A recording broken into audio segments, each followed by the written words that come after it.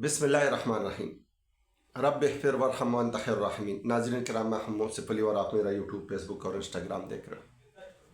नाज़रीन किराम, आज एक अफसोसनाक वाक़या क्वेटा बलूचिस्तान में वाक़या हुआ है, उस पर मुख्तसरन बात करेंगे। दूसरा, इंटरनेशनल मीडिया की और इंटरनेशनल ख़बरों के पस मंज़र में कुछ बातें आप लोग के साथ रखूँगा और उस पर बात करेंगे। जबकि ईरान की तरफ से जो स्टेटमेंट आई है, जो तसल्ली दी गई है, उस पर बात करेंगे और क्या आमन मुआहिदा हो पाएगा या नहीं।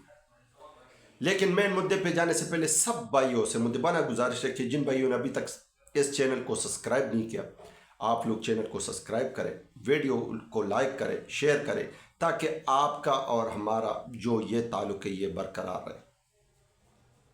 नाज़रीन किराम, सबसे पहले बात कर लेते अपने मुल्क के बारे में।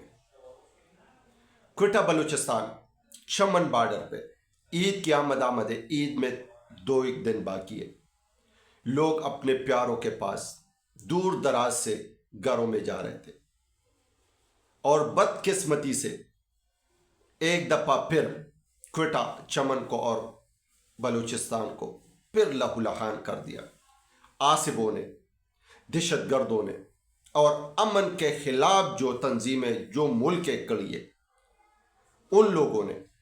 लेकिन यह एक सवाल सामने आता है कि क्या ये हमारे इंटेलिजेंस इदारों की फेलियर है या एक ऐसा इक़दाम है कि इंटेलिजेंस के सोच से भी बालातर है।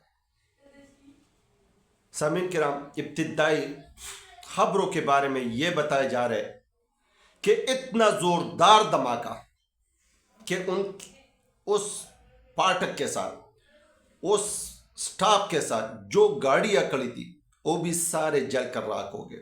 उसके साथ प्लेट में जो फैमिलियां थी वो भी मर गए।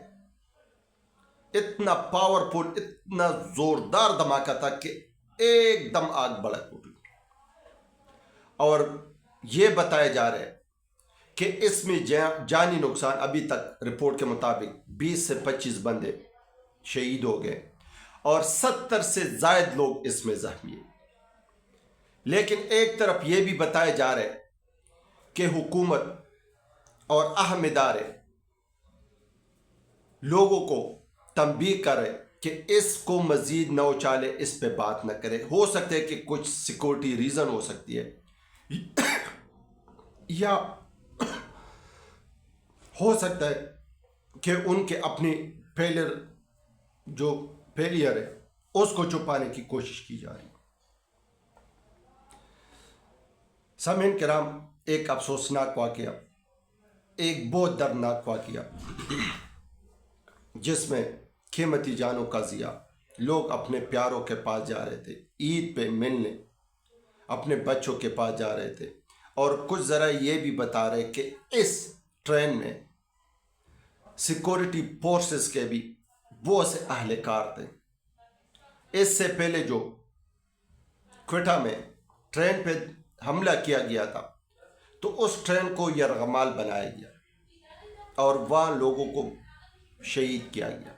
लेकिन इस बार यरगमारी वाली बात नहीं।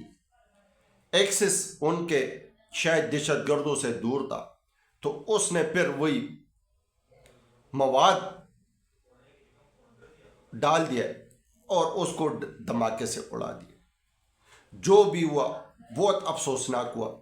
लेकिन बदकिस्मती से मुझे ये कहना पड़ रहा है कि वहाँ सिक्योरिटी का तो फेलियर है, लेकिन वहाँ के सियासतदान, वज़ीर आला इस वाक़ये में, इस मौके पे मौजूद नहीं था और सुनने में आया कि वो किसी को रिसीव करने के लिए एयरपोर्ट पे गया हुआ था। हमारे मकासद कुछ और होते हैं और हमारे तरजीहात कुछ और होते हैं और जब हम मीडिया के सामने बैठते हैं तो बुलंद बाला दावे कर लेते हैं कि हम ये कर लेंगे, वो कर लेंगे। दूसरे सामीन किराम, इंटरनेशनल खबरों के हवाले से पेश रफ्त ये हो रही है कि अनकरीब अमन मुआहदे पे ट्रंप दस्तखत कर लेगा। लेकिन इसराइल ये कभी भी नहीं चाहता کیونکہ آج جس طرح وائٹ ہاؤس میں ٹرمپ پہ ایک دفعہ پھر حملہ ہوا، اگرچہ اس بندے کو مارا گیا، سنائپر کو چھت پہ چڑھایا گیا، اور اس ٹائم سیکرٹ کے فورسز نے ٹرمپ کو محفوظ مکان تک پہنچایا۔ اسی وقت جب یہ پریس کانفرنس کر رہے تھے اور یہ امن معاہدے پہ اپنے سوچ سامنے رکھ رہے تھے، جبکہ دوسری طرف ایران سے ایک اہم خبر آئی ہے کہ وہاں کا وزیر اعلیٰ اس نے کہا کہ بھائی ہم اپنے لیڈروں کے ساتھ اس پہ بات چیت کریں گے، لیکن ہم پورے دنیا کو یہ باور کرانے کے لیے تیار ہے کہ ہم کوئی بھی ایٹمی طاقت بننے نہیں جا رہے، کیونکہ ہمارے شہید قائد نے اس پہ فتویٰ دیا ہے کہ ایٹمی طاقت کسی صورت ایران نہیں بنے گا۔ ہاں، جو یورینیم ہے جو 460 یا 450 کلو گرام ہے، اس کو ہم اچھی مقاصد کے لیے استعمال کریں گے، اپنے انرجی کے، اپنی دوائیوں میں اور اپنے سورسز کے مطابق۔ ہاں، یہ ہے کہ یورینیم کو ہم ایران سے باہر جانے کسی صورت بھی نہیں دیں گے، اور کسی اہم ملک کے ایک اہم کردہ بندے کو یہ بتایا گیا کہ کیا اگر امریکہ آپ کا ایٹمی طاقت یا آپ سے یورینیم مانگنا چاہتے تو کیا آپ اپنی یورینیم ان کے حوالے کر لو گے؟ یہ تو ان کا بالکل کلیئر کٹ بات ہے۔ دوسری جو اہم بات ہے، اس نے یہ کہا کہ ابنائے حرمز پہ کنٹرول ہمارا ہی ہوگا، جو اس کی وائلیشن کے خلاف جائے گا، جس طرح آج ایک جہاز نے وائلیشن کی خلاف ورزی کی اور اس کو اڑا دیا، جو جائے گا طریقہ کار سے جائے گا، ٹول ٹیکس پے کرے گا اور یہاں سے جاتا جائے گا۔ جبکہ ایران پہ ٹرمپ نے کہا کہ ابنائے حرمز پہ جو پابندی ہے وہ ایران کی طرف سے اٹھنے چاہیے، تو ہم اپنے ایرانی پانیوں میں جو پابندی ہے اس کو ہٹا دیں گے۔ لیکن اب ٹرمپ ایران کی جو اثاثے اس نے منجمد کیے اس کو بھی ریلیز کرنے کے لیے تیار ہے، اور ایران کے معاملے میں کچھ اہم پیش رفت ان کے حوالے کرنے کے لیے بھی تیار ہے، لیکن کسی صورت ٹرمپ اس معاملے سے باہر نکلنا چاہتے ہیں۔ گلف، قطر، یوکرین، بحرین، ترکی، عمان، پاکستان، یہ سارے ملکوں کی کاوشوں کی وجہ سے آخرکار یہ معاہدہ طے پایا، مسودہ تیار ہو گیا، ایک ان کے ہاتھ میں تھمایا گیا اور ایک ایرانی حکام کے حوالے کر دیا گیا۔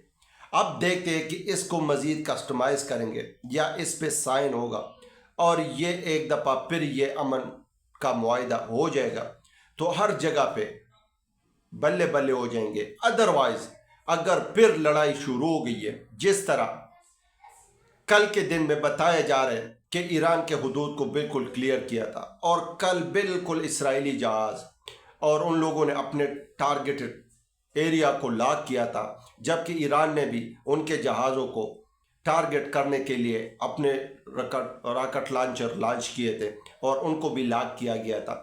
لیکن شکر ہے کہ کل حملہ نہیں ہوا۔ اب دیکھنا یہی ہے کہ کیا یہ معاہدہ ہو پائے گا یا نہیں ہو پائے گا، لیکن لگتا ہے کہ ہو پائے گا۔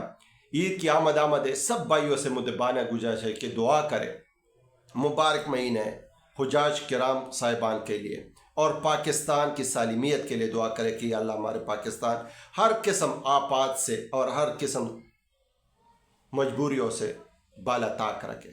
پاکستان زندہ باد، پاکستان پائندہ باد۔